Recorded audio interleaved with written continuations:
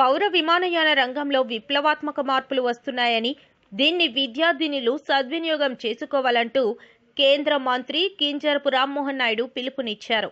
విమానయాన శాఖలో ఉద్యోగ, ఉపాధి అవకాశాలను దేశంలోనే తొలిసారిగా క్షేత్రస్థాయిలో విద్యార్థులలో అవగాహన కల్పించేందుకు రామ్మోహన్ నాయుడు తన సొంత జిల్లా అయిన శ్రీకాకుళంలో వినూత్న కార్యక్రమానికి శ్రీకారం చుట్టారు.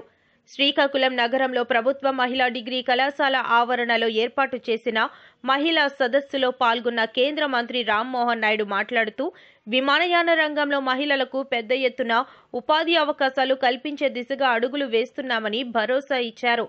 అందులో భాగంగా శ్రీకాకుళంలో మహిళల కొరకు ప్రత్యేకంగా ఏవియేషన్ డే కార్యక్రమాన్ని దేశంలోనే తొలిసారి నిర్వహించామన్నారు. గ్రామీణ ప్రాంతాల మహిళలకు పెద్ద ఎత్తున పౌర విమానయాన రంగంలో వివిధ విభాగాల్లో ఉపాధి అవకాశాలు మెండుగా ఉన్నాయని, విద్యార్థినీలకు అర్థమయ్యే రీతిలో ఢిల్లీ నుంచి వచ్చిన విమాన శాఖకు చెందిన అధికారులను తీసుకువచ్చి చైతన్యపరుస్తున్నామన్నారు. ఒకే సెక్టార్లకు పరిమితం కారాదన్నారు. ప్రపంచంలో తమ శాఖ పరిధిలో 5% మహిళలు ఉద్యోగాలు చేస్తుండగా భారతదేశంలో ప్రస్తుతం 15% ఉన్నారని, దీన్ని 25%కి పెంచేందుకు ప్రయత్నం చేస్తున్నామని విద్యార్థినీలలో జోష్ నింపారు. ఈ అవకాశాన్ని సద్వినియోగం చేసుకోవాలని రామ్మోహన్ నాయుడు కోరారు. దేశంలో పౌర విమానయాన రంగంలో ఆంధ్రప్రదేశ్ రాష్ట్రాన్ని నెంబర్ 1 రాష్ట్రంగా నిలిపేందుకు అన్ని విధాలా కృషి చేస్తున్నామని చెప్పారు. త్వరలో మన రాష్ట్రంలో ఉత్తరాంధ్ర జిల్లాల పరిధిలో ప్రపంచ స్థాయి పౌర విమానయాన విశ్వవిద్యాలయం ఏర్పాటు కానుందనే శుభవార్త చెప్పారు. ఆంధ్రప్రదేశ్ ముఖ్యమంత్రి చంద్రబాబు నాయుడు ఈ విషయంలో ప్రత్యేక శ్రద్ధ తీసుకుంటున్నారని స్పష్టం చేశారు. ఉత్తరాంధ్ర జిల్లాల పరిధిలో భోగాపురం, మూలపేట పోర్ట్ సమీపంలో ఒక కొత్త విమానయాన కేంద్రం రాబోతున్నాయని, ఈ రెండింటిలో ఉపాధి అవకాశాలు ఉత్తరాంధ్ర వాసులకు ఇవ్వటానికి తమ వంతు సహకారాన్ని అందిస్తామని చెప్పారు. మహిళలు పౌర విమానయాన సంస్థ పరిధిలో ఉన్న కోర్సులు తెలుసుకొని వాటిని చేయాలని కేంద్ర మంత్రి పిలుపునిచ్చారు. గడిచిన 10 ఏళ్లలో ప్రధానమంత్రి నరేంద్ర మోదీ సారథ్యంలో కేంద్రంలో కొత్తగా 85 పౌర విమానయాన కేంద్రాలు ఏర్పాటు చేశారని, వాటిని రెట్టింపు చేయడానికి సన్నాహాలు చేస్తున్నామని చెప్పారు.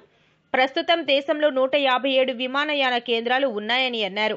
పౌర విమానయాన రంగంలో భారత్ ప్రపంచంలో నెంబర్ 1గా నిలపడం తమ ప్రథమ కర్తవ్యమని అన్నారు.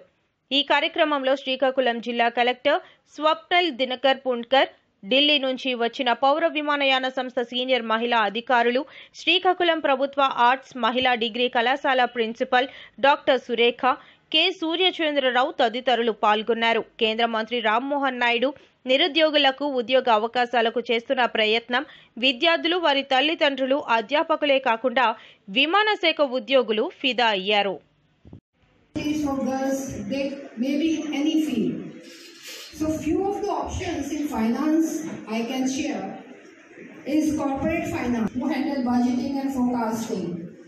They are financial controllers at the top end, who oversee financial operations and strategy and ensure compliance with financial regulations and reporting standards.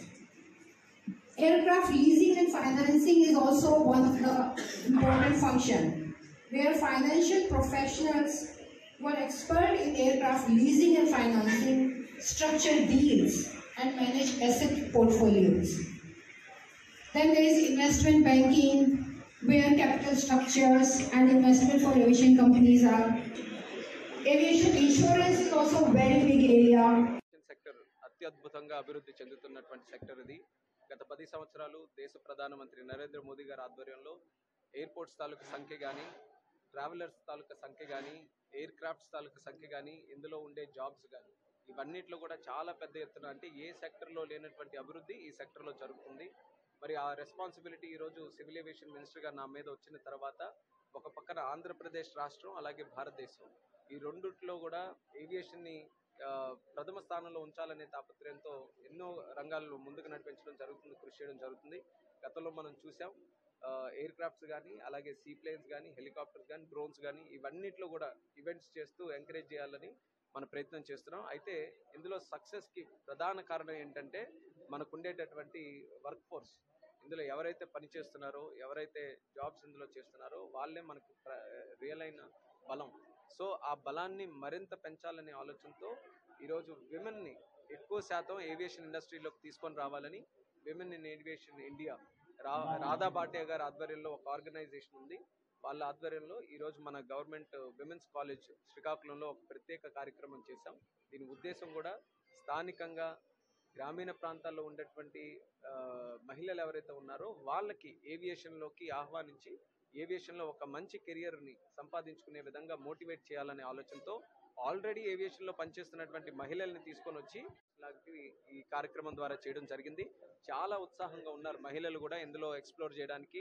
మా ప్రాంతానికి ఉండే అడ్వాంటేజ్ కూడా భవిష్యత్తులో ఏంటంటే భోగాపురం ఎయిర్పోర్ట్ ఒకటి వస్తుంది, అలాగే మూలపేట పోర్టుకి అనుసంధానంగా మరొక ఎయిర్పోర్ట్ కూడా శ్రీకాకుళం జిల్లాలోనే వస్తుంది. కాబట్టి తద్వారా చాలా జాబ్స్ ఇక్కడ వచ్చే అవకాశం ఉన్నాయి. దానికి ఈ రోజు నుంచి అడుగులు వేస్తూ ఎక్కువ మంది ఇంట్రెస్ట్ ఇందులో ఏవియేషన్లో ఇంక్రీజ్ అయ్యే విధంగా ఈ కార్యక్రమాలు చేస్తున్నాం.